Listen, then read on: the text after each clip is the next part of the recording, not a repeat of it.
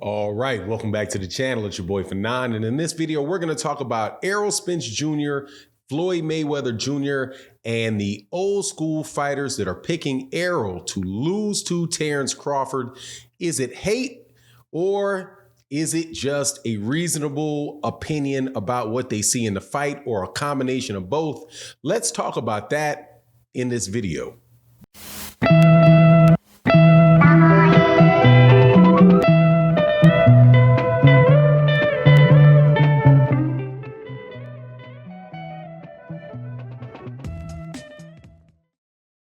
All right, welcome back to the channel. It's your boy Fanon, and in this video, we are going to be in the 147-pound division for the biggest fight that we're going to have this year.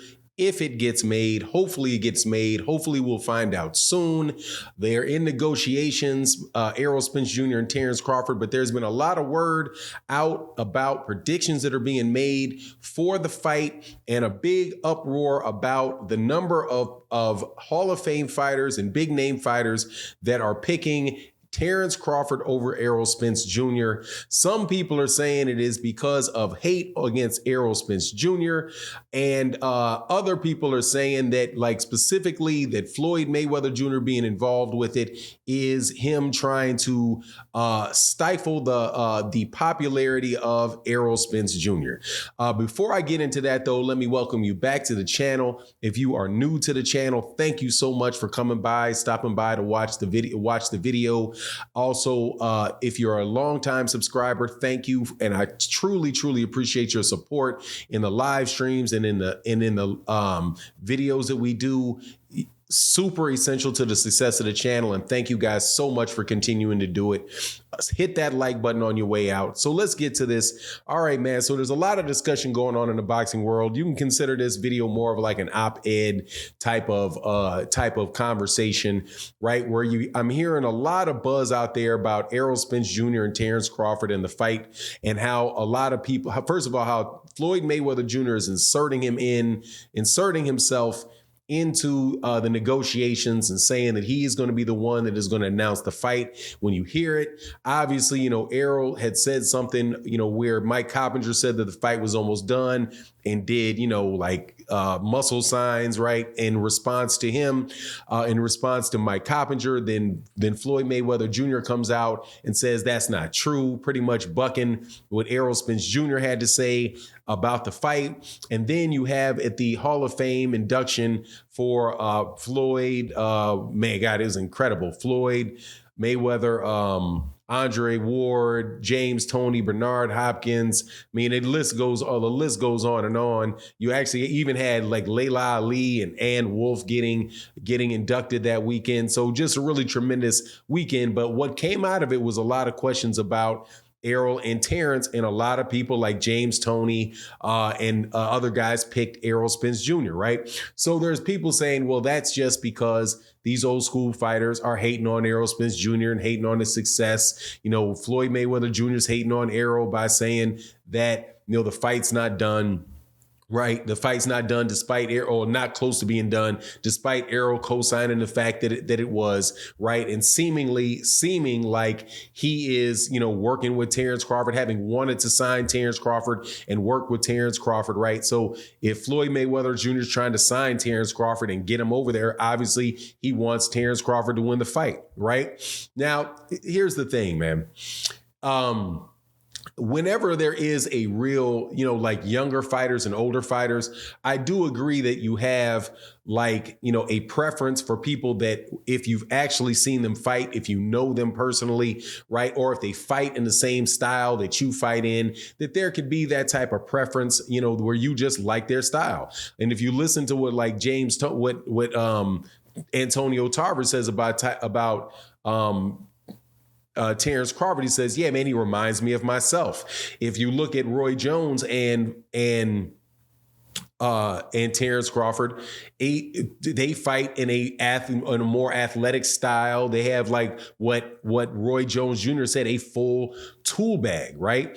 A full tool bag that they bring to the fight, and that's the kind of fighter that that he likes, because that's the type of fighter that he is. Right now, if you are a fighter There's nothing wrong with you, or Max, actually a good thing for you to be able to do everything in the ring. You're a very well-rounded fighter. And that typically is when you get like Hall of Fame level Black American fighters, that's typically the type of fighter that they are. And if you see, somebody that they think is a come forward fighter who they really only see one thing from, they're going to say, okay, well, yeah, he's really good at that.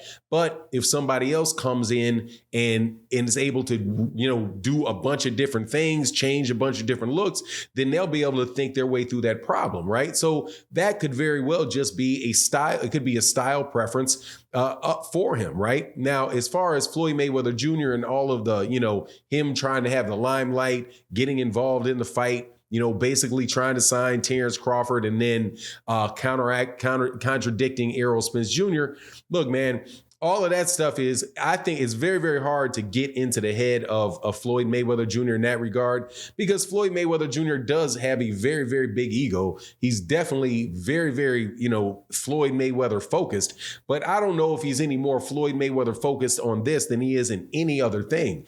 However, him wanting to represent and sign Terence Crawford to me is just something that to me it's a good business decision for him. It's something that makes sense because he's definitely one of the best fighters in the world, if not the best pound for pound fighter in the world. Many people have him as that. I have him as that, right? And the reason why I have him is for the same reasons that a lot of these fighters are picking Errol Spence Jr. to win.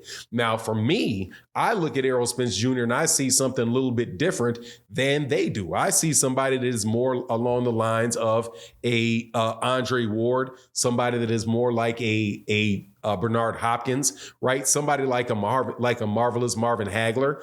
They're a bunch of guys that are excellent fighters that will that have amazing toolboxes themselves, right? Fighting especially like the Marvin Hagler, fighting in the southpaw stance, being able to be a consistent pressure fighter, a very good counter puncher, and somebody that can wear you down and grind you down.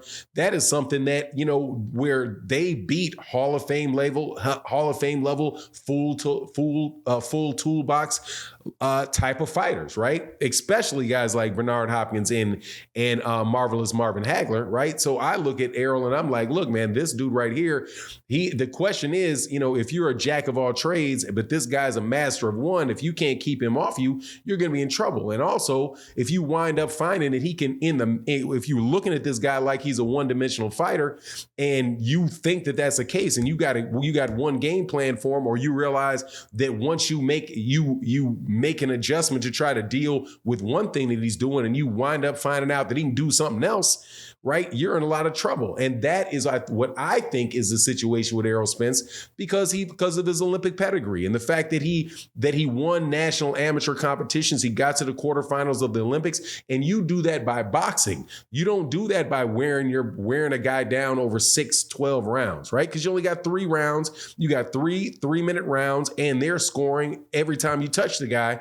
That's how you score. So you have got to be able to hit a guy more than he hits you in order to win an amateur match, especially going up to that level, right? So clearly this man has the boxing skills. However, I would not go to say, man, that these guys are all just are all out to get Errol Spence Jr. because honestly, man, they don't owe Errol Spence Jr. any type of allegiance. And on top of it, it's not an unrealistic pick to say that the guy could win. Now, if this was a case where it was Sugar Ray Leonard and Sugar Ray Leonard picking Mikey Garcia because it's Mikey, that right there, that's like, hold on, man, you sound a little bit funny, dude. You keep picking against Errol, and you picked up against Errol in a position like that. Maybe that's maybe in that case, it's like, man, this dude didn't really even think his way through and just, does all that, big mouth grinning that Sugar Ray Leonard does, not really being authentic with it, but just, and just saying what people want to hear. But as far as all that, Floyd, being out to get Errol and all these other guys being out to get Errol, I don't think that's the case just off them picking him to win or Floyd wanting to sign him, but, hey, man, reasonable people can disagree with me. You let me know what you think in the comment section. With that, I'm out. Peace.